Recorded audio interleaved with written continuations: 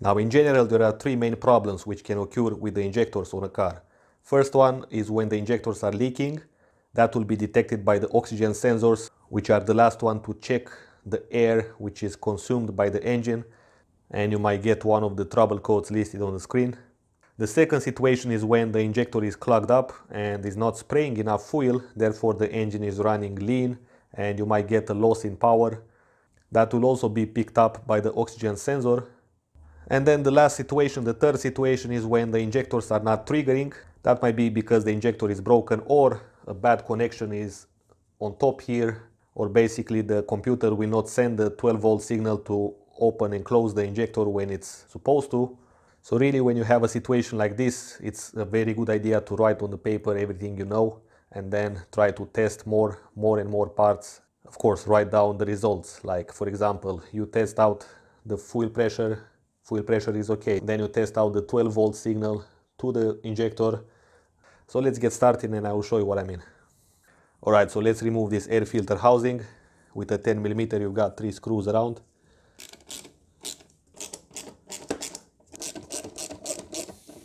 Let's disconnect it from here. Release this hose clamp.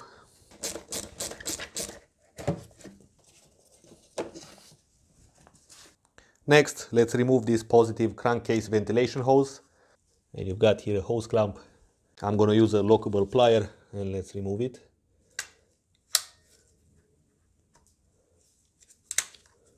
Next, use a hook so you can pry out the hose from here. Just make your way around it like that. And here it comes. The reason you remove this hose is to get access to this 10mm bolt. So I'm gonna place the hose under the intake manifold here. And then I get access to this bolt which holds the fuel rail on the intake manifold, actually on the engine head. Now before disconnecting the fuel supply line to the fuel rail, I'm going to take out the fuel pump relay from the fuse box. This is the fuel pump relay in the top left corner. And now with this relay off, the fuel pump will not deliver the pressure because some cars are programmed to keep up with the pressure inside the fuel rail. So they will start sometimes the fuel pump every, let's say, half an hour or so. So you don't want that to happen while you have disconnected the fuel line. Alright, now it's time to disconnect the fuel line. I'm gonna put some paper towel under to catch the fluid. We gotta use a wrench because we need somehow a small and deep socket, which I don't have at the moment. Once the nut is a little bit out, I can use my socket, which is much easier. Okay. That's a lot of fluid. Once the fuel line is disconnected, if you look from this side, you're gonna see the 13mm bolt which holds the fuel rail on the engine head. Is that one. Okay. This is the setup I'm gonna use. You need 2 extensions which can be flexible like that, or you can use a universal joint, which is gonna be a little bit tricky to find a position there, but still can be done. So let's see, I'm gonna direct my socket right on the bolt and let's see, here it comes. I'm gonna use a magnetic pick to retrieve the bolt from there once it's out, and here it comes. This thing can save you a lot of time and money, trust me. Make sure that you have a good grip on the bolt, and here it comes.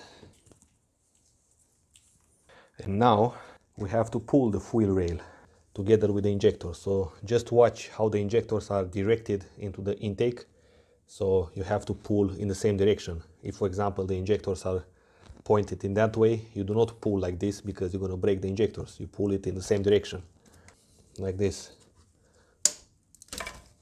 All right. Now you can unplug the connectors. First you gotta press a little bit inwards, press on the tab, and then wiggle it out.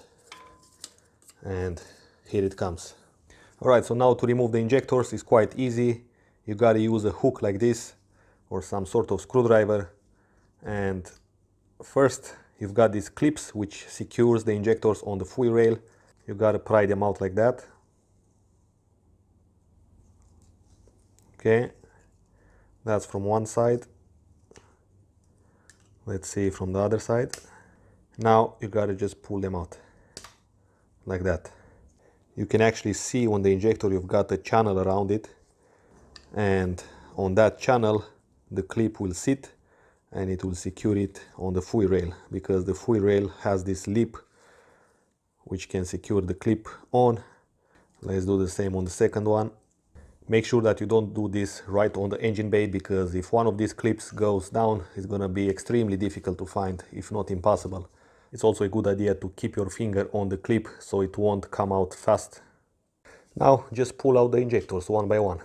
This can be quite challenging because they will be stuck in there, so if they don't come out easy, use some silicone spray and lubricate that area just a little bit like that.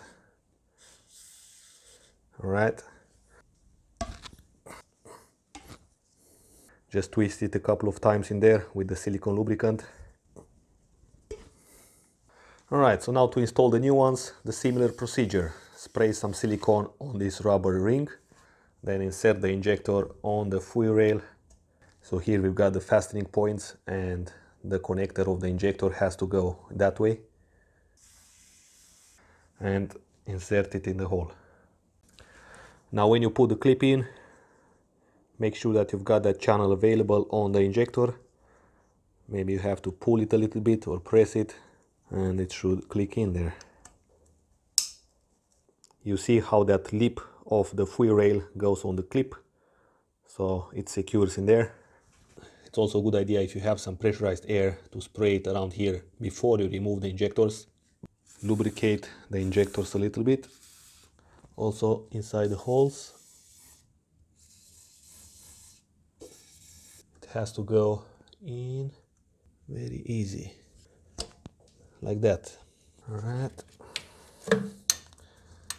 let's put the fuel line. All right, so by the way, this bolt is a 12mm, it's not a 13, and I've got here my socket extension with a universal joint, and I put the paper on so the bolt will not fall, because otherwise it's impossible to install it in there. Okay, so one more time I changed the setup. I've got here a very small extension, then the universal joint, and then the long extensions. Let's see now.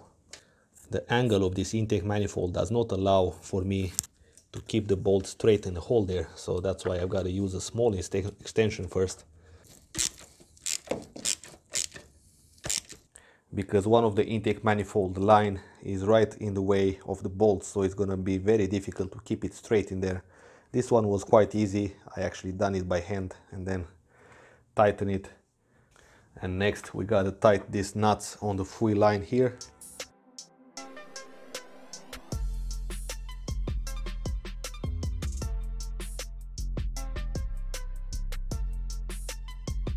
Okay guys, so that was pretty much it. If you like this video, give it a thumbs up. Also check out the other videos I made about this car. There is gonna be a playlist in the description below. So stay tuned and I'll see you soon.